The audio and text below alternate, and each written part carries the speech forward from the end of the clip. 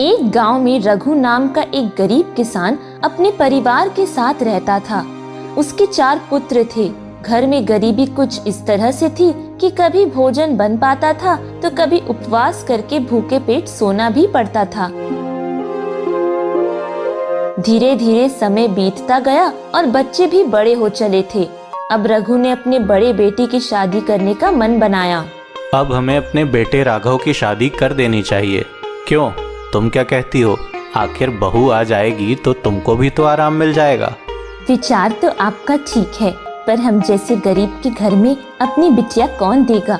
कौन करेगा हमारे बेटे से शादी? ओहो, अपना दिल छोटा मत करो। भगवान ने चाहा तो इस बार हमारी फसल अच्छी होगी, खूब अनाज होगा, पैसे की कोई कमी नहीं होगी। शांति। जैसी भगवान की मर्जी, जैसा वह चाहेंगे वैसा ही होगा। ठीक है, अब चलिए सो जाइए, ज्यादा चिंता मत कीजिए, वैसे भी बहुत रात हो चुकी है। एक दिन किसान जब अपने खेत में काम करने के लिए जा रहा था, तब रास्ते में उसे मुखिया जी मिले। मुखिया जी की एक ही बेटी थी और उनके पास किसी चीज की कमी भी नहीं थी, लेकिन अपनी बेटी के लिए वह एक अच्छे लड़के की तलाश में थे। रघु का बेटा राघव एकदम सरल स्वभाव का था और उसके स्वभाव के कारण मुखिया जी उसे बहुत पसंद करते थे। अरे भाई मुखिया जी, नमस्ते। नमस्ते भाई, नमस्ते। घर में सब कुशल मंगल तो है? सब भगवान की कृपा है, बस आप बताइए। इस बार आपकी फसल तो बहुत अच्छी हुई है। हाँ मुखिया जी, सब ऊपर वाले की ही कृपा है। बुरा मत मानिएगा, लेकिन अगर आपकी आज्ञा हो तो हम आपसे एक निवेदन करना चाहते हैं। अरे मुखिया जी, हमें क्यों शर्मिंदा कर रहे हैं? आप तो आदेश कीजिए बस। अरे आदेश नहीं भाई, हमारा निवेदन ही है। हमें आपका बेटा राघव बहुत पसंद है और हम अपनी बेटी की शादी राघव के साथ करना चाहते हैं। देखिए महाशय, आप गांव के मुखिया जी हैं, लेकिन हमारा मजाक ना उड़ाएं। नहीं भाई, हम मजाक बिल्कुल भी नहीं कर रहे हैं। हमें राघव पसंद है।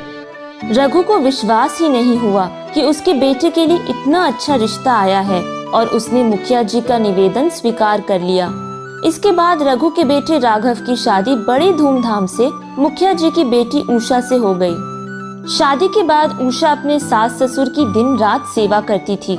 एक दिन जब सभी घर में बैठकर भोजन कर रहे थे, तभी रघु की पत्नी शांति कहती है, मैं चाहती हूँ कि अब इस घर की चाबी उषा को दे दी जाए। आज से उषा बेटी ही घर चलाएगी। नहीं माँ जी, मैं ये काम नहीं कर पाऊंगी। नहीं भाभी, माँ जैसा कह रही है, आज से घर की चाबी आप ही संभालेंगी। अगर ऐसा है तो ठीक है, लेकिन मेरी एक शर्त रहेगी। कैसी शर्त भाभी, बताइए। आप लोग अगर मुझे मालकिन बनाएंगे तो आप सभी को मेरी बात भी माननी पड़ेगी।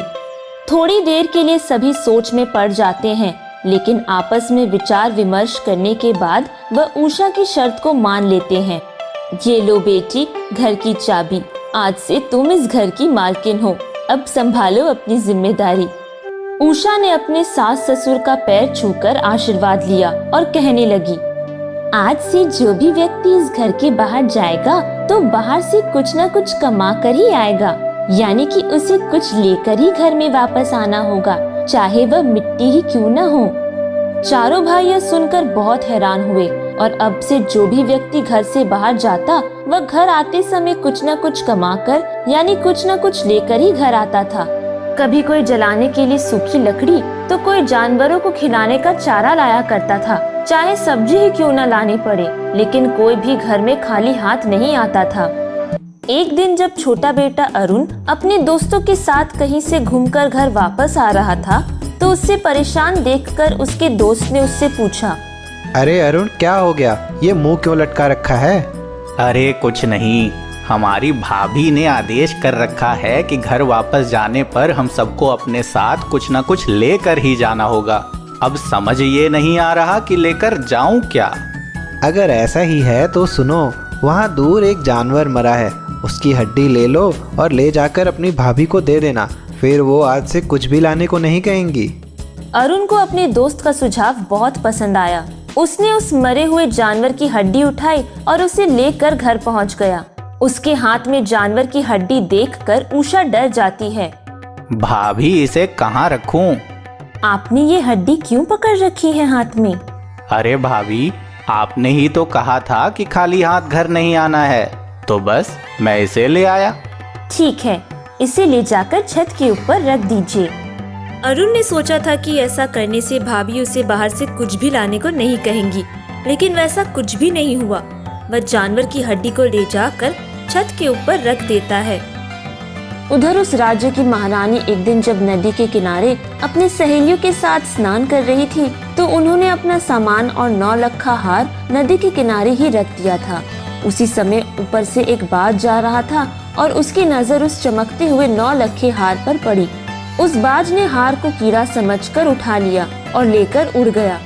आसमान में उड़ते हुए बाज बहुत दूर तक चला गया था। तभी उसकी नजर गांव में रघु के घर की छत पर रखे जानवर की हड्डी पर पड़ी। हड्डी देखकर वह बाज वहीं आकर बैठ गया। उसने हार को वहीं छोड़ दिया और हड्डी को लेकर वहां से उड़ गया। उधर महारानी अपना हार नहीं मिलने की वजह से बहुत परेशान थी। रानी का हार ढूंढने के लिए राजा ने समस्त राज्य में घोषणा करवाई।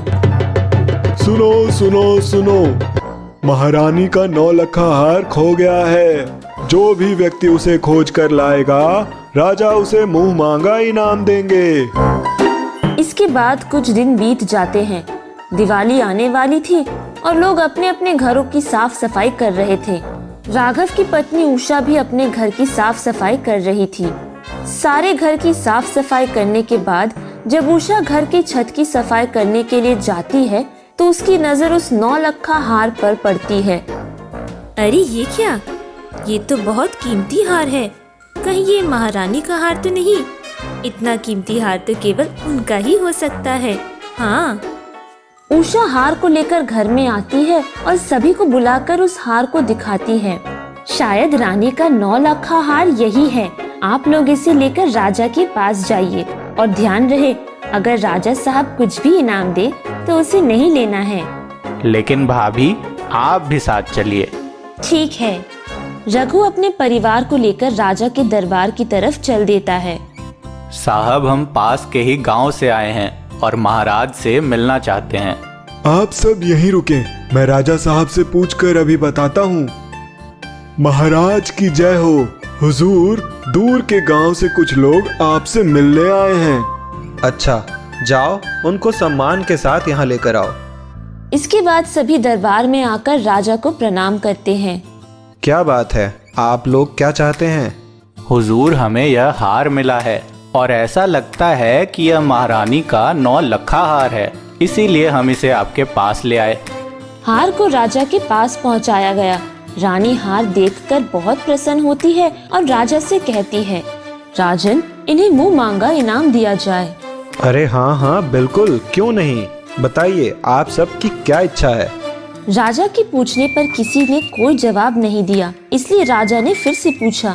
भाई घबराइए नहीं, बताइए आप सबकी क्या इच्छा है? क्षमा करें महाराज, लेकिन हमें जो चाहिए वो आप दे नहीं पाएंगे। आप बताएं तो सही भाई, आपकी क्या इच्छा है? आपकी इच्छा अवश्य पूरी की जाएगी। राजन, कल दीपावली है और हम चाहते हैं कि कल पूरे राज्य में रात 8 बजे के बाद कहीं कोई उजाला ना हो, कोई भी दीपक ना जले। राजा और रानी ने आपस में विचार विमर्श किया और उन्होंने उषा की बात मान ली। अगले दिन जब दीपावली थी, तो राजा के आदेश के कारण पूरे राज्य में किसी ने भी रात 8 बजे के बाद दीपक नहीं जलाया, जिससे पूरे राज्य में अंधेरा हो गया। इधर उषा ने अपने घर में चारों तरफ दीपक जला दिया था और दरवाजे पर चारों भाइयों को बैठा दिया था। अब धीरे धीरे आधी रात हो चुकी थी और आधी रात के बाद देवी लक्ष्मी राज्य में चारों तरफ घूमने लगी। उन्होंने देखा कि चारों तरफ घनघोर अंधेरा छाया हुआ था, केवल किसान रघु के घर में ही उजाला था। उजाला देखकर देवी लक्ष्मी जी रघु के दरवाजे पर गई और उन्होंने दरवाजा खटखटाया। कौन है? मैं देवी लक्ष्मी हूँ।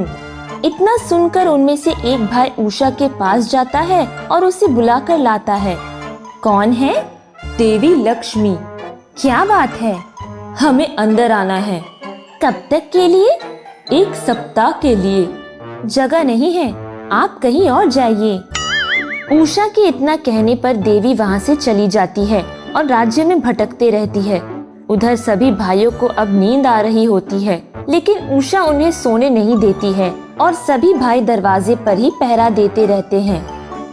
कुछ देर इधर उधर घूमने के बाद देवी लक्ष्मी फिर से रघु के दरवाजे पर आकर खटखटाती है। कौन है दरवाजे पर? देवी लक्ष्मी। देवी लक्ष्मी की आवाज सुनकर उनमें से एक भाई उषा के पास जाता है और बताता है कि देवी लक्ष्मी आई है। हाँ तो बताइए, कब तक रहना चाहती हैं? 1 वर्ष तक। देवी आप जा सकती हैं। लक्ष्मी देवी फिर से इधर उधर सारी रात भटकती रही, लेकिन जब उन्हें कहीं पर भी रोशनी नहीं दिखाई दी तो थक हार कर वह फिर से रघु के दरवाजे पर ही आती है। कौन है? मैं हूँ देवी लक्ष्मी। कब तक रहना चाहती हैं? जब तक आप सभी हमारा सम्मान करेंगे और संभाल कर रखेंगे, मैं तब तक रहूंगी आपके साथ। इसके बाद उषा ने दरवाजा खोल दिया। सभी ने देवी लक्ष्मी की आरती उतारी और फूल माला से स्वागत करते हुए सम्मान सहित उन्हें घर के अंदर ले गए। इस प्रकार से गरीब किसान रघु के गरीबी के दिन बीत गए और सभी लोग हंसी खुशी से जीवन यापन करने लगे।